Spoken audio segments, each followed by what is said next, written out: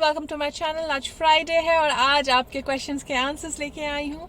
तो चलिए शुरू करते हैं आज के सवाल के जवाब। दी, आपने जैसा कहा कि हमें ना नहीं बोलना चाहिए, आपने जो एक इंसिडेंट शेयर किया था जिसमें शायद वीज़ा से रिलेटेड या कुछ था, जिसमें बाहर गार्ड ने आपकी हेल्प की जब आपने उन्हें बताया कि आपका काम नहीं हुआ, बट मैम आपने यहाँ वो बात रिपीट की कि आपका ये काम नहीं हुआ और आपने ये भी कहा कि हमें पास्ट की बातें या जो हम नहीं चाहते हैं उसे बार बार रिपीट नहीं करना है, और आपने गार्ड को नहीं बोला और बताया कि क्या हुआ है आपके साथ। तो मैम जब आपने यहाँ हाँ बोला तो आपने वही बातें रिपीट की और इसी रेजिस्टेंस में वही आप फिर से अट्रैक्ट नहीं करेंगी, बिकॉज हम जो बोलते हैं वही अट्रैक्ट करते हैं। ओके मैं बोलती हूँ ना नहीं बोलना, इसका मतलब अगर गार्ड ने मुझसे पूछा कि मैम क्या हुआ, तो अगर जो पुरानी रेवती होती तो उसको ना कह देती कुछ नहीं हुआ और निकल जाती, क्योंकि मैं बात नहीं करती गार्ड से, क्योंकि उसको क्या पता। अब उसने पूछा क्या हुआ तो कोई बहुत पुराना पास्ट में उसके साथ नहीं बात कर रही थी कि मेरे साथ मुंबई में मेरी फैक्ट्री में कुछ हुआ। मैं उससे बस बोल रही थी जो अंदर हुआ। ऐसा नहीं था कि मैं अपनी मम्मी को फोन करके रो रही थी मम्मी मेरा नहीं हुआ, ऐसा नहीं किया। मैं सिर्फ आके कार में बैठी और बोली इतनी जल्दी क्यों जा रही है मैडम, तो मैंने कहा यहाँ पे नहीं हुआ मेरा। तो उसने कहा मैं आपको दूसरा रास्ता बताता हूँ। There is a difference. अगर छोटे छोटे शब्द पकड़िएगा तो इतना उलझे रहिएगा इन चीजों में। ना नहीं बोलना मतलब जो काम आप पहले से करते आ रहे हैं, मैं हर चीज में ना बोलती थी। जहां पे भी कोई अपॉर्चुनिटी दिखती थी तो मेरे मुंह से पहले ना निकलता था, तो उस चीज को मैंने चेंज किया। पुरानी रेवती उस गार्ड से बात नहीं करती, नई रेवती से उसने पूछा तो उसने हाँ बता दिया क्या हुआ उसके साथ। पुराने पास्ट की बात करने मना की है। ये नहीं था कि मैंने उस गार्ड से बात करने के बाद अपने पड़ोसी से मिले, पड़ोसी को बोल दिया, बाहर वालों के साथ बात की, मम्मी को फोन कर दिया, दीदी को फोन कर दिया, वो काम नहीं किया। उनसे बात की जो हेल्प कर सकता है। अब आपके घर में चोरी हो जाएगी और आप पुलिस को बताओगे ही नहीं, क्योंकि मैं लॉ ऑफ अट्रैक्शन फॉलो करता हूँ, मैं चोरी बताऊंगा ही नहीं, तो ये तो बेवकूफ़ी वाली बात होगी ना। पुलिस आपकी हेल्प करने के लिए है तो आप वो चोरी तो पुलिस को बताओगे ही, बट आप उस चोरी की दास्तान अगर हर किसी को फोन कर करके बता रहे हो तो वो गलत है। ये डिफरेंस है जो आपको खुद समझना होगा। लिटरल मीनिंग पे मत जाइए।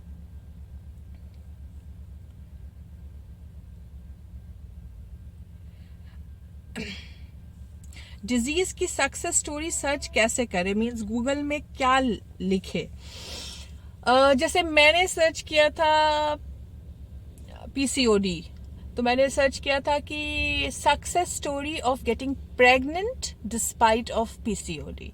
जब आप ये लिखिएगा तो फिर वैसी चीजें खुलने लगेंगी। शुरू में कुछ फालतू चीजें भी आएंगी तो उस पर आपको ध्यान नहीं देके देखे, एक या दो लाइन पढ़िएगा पता चल जाएगी कि फालतू है, बस उसको बंद कर दीजिए, उस पर ध्यान नहीं देके सक्सेस स्टोरी ढूंढनी है। जैसे success story of beating this disease despite of doctor said no, ऐसे चीजें लिखिएगा तो फिर आपको सक्सेस स्टोरी आने लगी। कोरा में आती है, रेडिट में आती है, इन दो वेबसाइट्स में बहुत सक्सेस स्टोरीज होती हैं हर डिजीज की।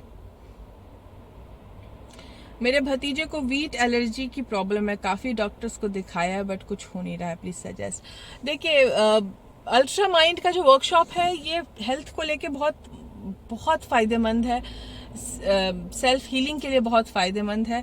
तो लॉ ऑफ अट्रैक्शन के हिसाब से तो उसको पॉजिटिव रहने बोलना होगा, विजुलाइज करना होगा कि वो वीट खा रहा है, मतलब गेहूं की चीजें खा रहा है और बहुत हेल्दी है, कोई प्रॉब्लम नहीं हो रहा है। बाकी अगर उसको अल्ट्रा माइंड वेबिनार जो मैं आएगी मई में आने वाली है, अगर वो ज्वाइन करानी है तो करा दीजिए, क्योंकि इससे फायदा तो होता है, बट मेहनत है। ऐसा नहीं है कि एक दिन में सुन के कुछ चेंज हो जाएगा, उसको खुद भी प्रैक्टिस करनी पड़ती है वो चीज।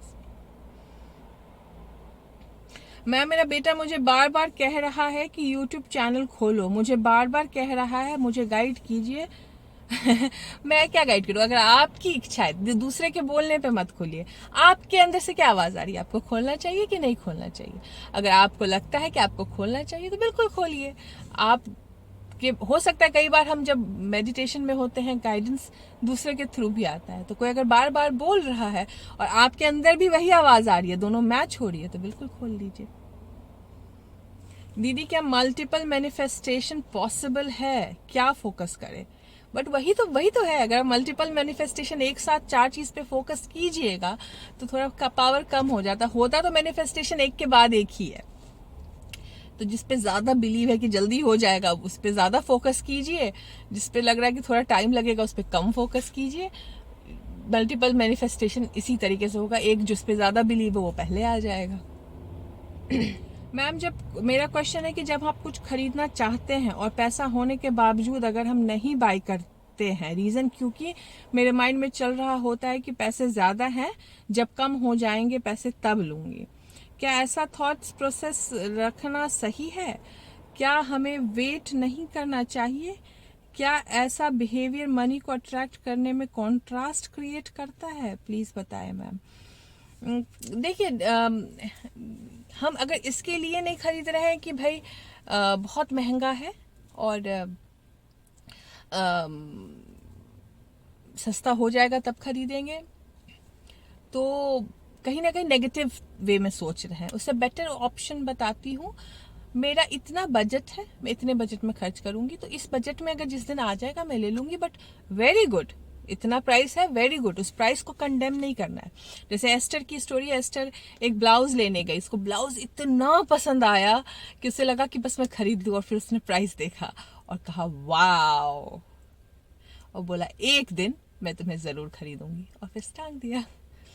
तो क्या एस्टर ने कुछ कॉन्ट्रास्ट दिया? नहीं। और फिर वो ब्लाउज उसकी लाइफ में अपने आप बाद में किसी फ्रेंड के थ्रू गिफ्ट में उसे मिल गया, बट ये नहीं बोला माय गॉड कितना महंगा है, रिप ऑफ करते हैं ये लोग, देखो तो कितना महंगा है ये, क्या है इस कपड़े में, 4 इंच का कपड़ा इतना महंगा, क्या है इस ब्रांड में? ये नहीं करना है। खोलिए, देखिए, वाओ, एक दिन जरूर खरीदूंगी, और फिर छोड़ दीजिए।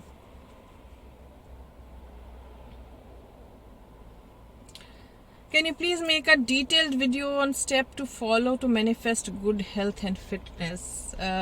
ठीक है, बनाऊंगी। मैम पीआर के लिए बिना जॉब वाले किस बेस पे अप्लाई कर सकते हैं? अब ये तो आप कहते हैं ना, जिस अभी मैंने पुलिस का एग्जांपल दिया ना, चोरी हुई तो पुलिस के पास जाइए। अब ये पीआर रिलेटेड क्वेश्चन है, ये एलओए से रिलेटेड क्वेश्चन नहीं है, तो जाइए पीआर एजेंट के पास, वो आपको बता देगा। जो इमिग्रेशन एजेंट होते हैं वो ढंग से गाइड करेंगे, मैं क्या गाइड करूंगी इसमें।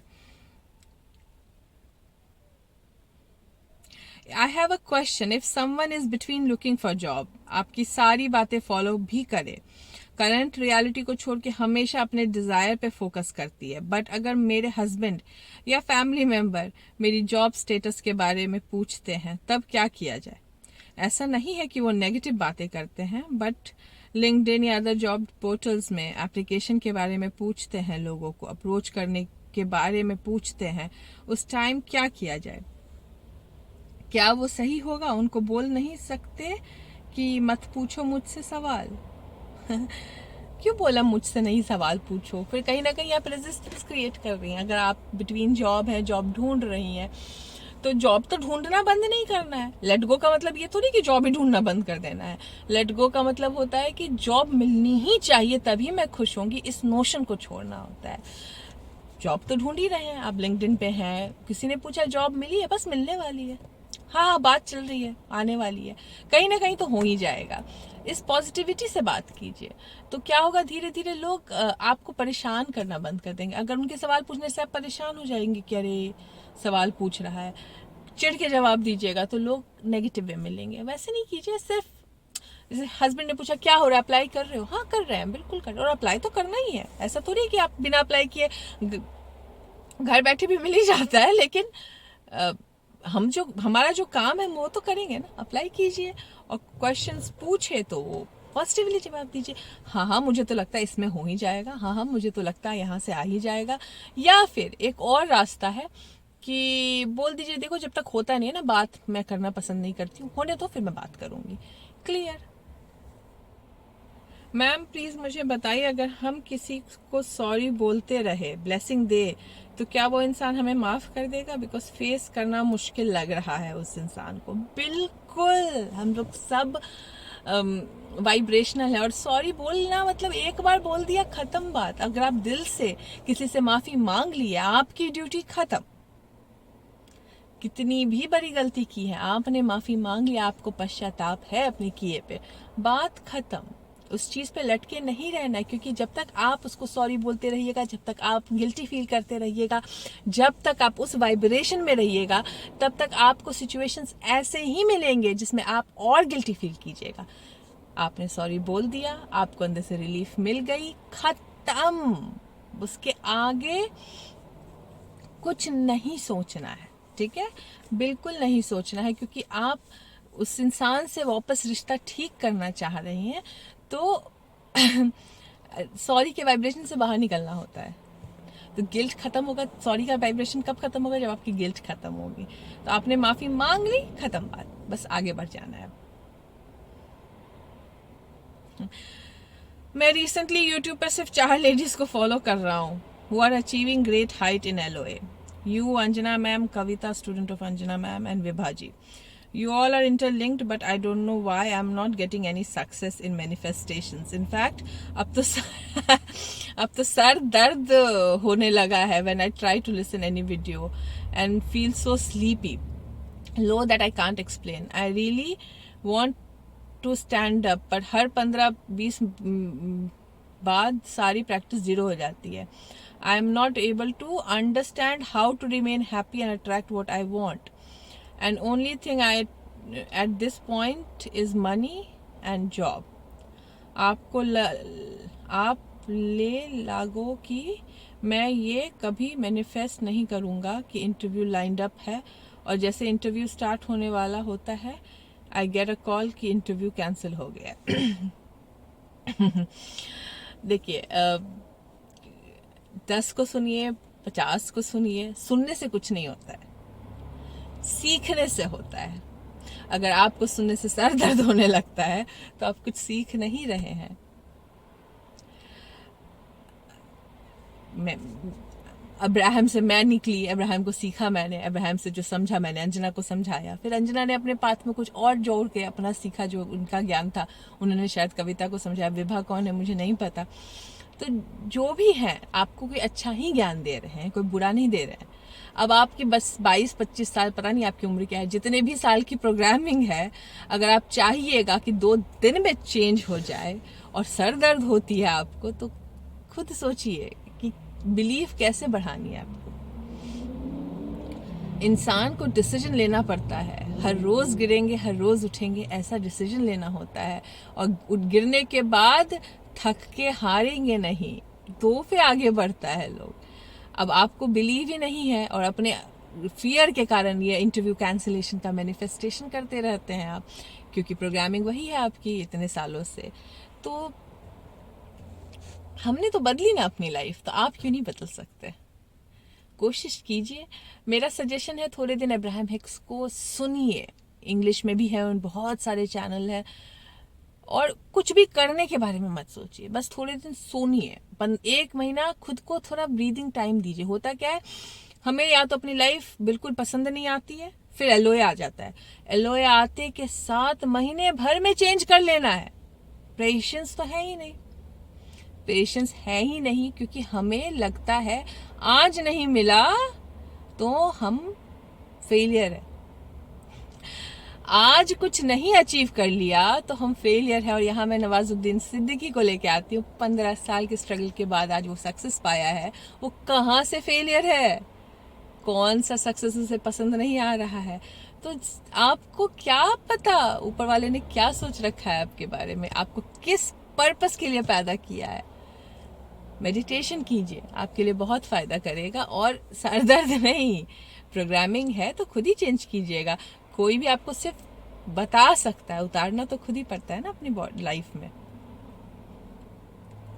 एक का क्वेश्चन आया था कि शायद वो प्रेग्नेंट हैं एंड कुछ कॉन्ट्रास्ट से गुजर रही हैं, तो आपको मैं सजेशन देना चाहती हूँ कि प्रेगनेंसी में ऐसे ही हार्मोन्स ऊपर नीचे होता है।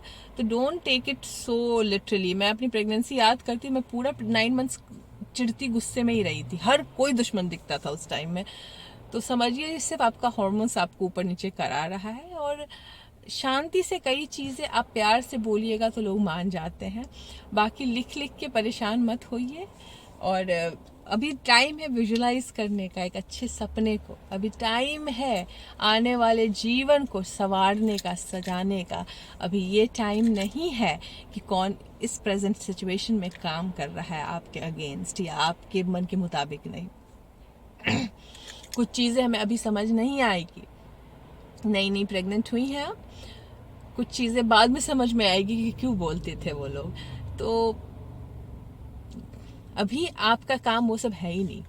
रूम बंद कीजिए, अगर जॉब पे जाती है तो जॉब पे जाइए, अगर जॉब पे नहीं जाती हैं घर में रहती हैं, जितना टाइम अपने इमेजिनरी वर्ल्ड में अपने बच्चे के साथ स्पेंड कर सकती हैं, इमेजिन कीजिए अपने बच्चे को क्या क्या सिखाना है जब वो इस दुनिया में आएगा, कैसे खेलना है, कैसे कपड़े पहनाना है।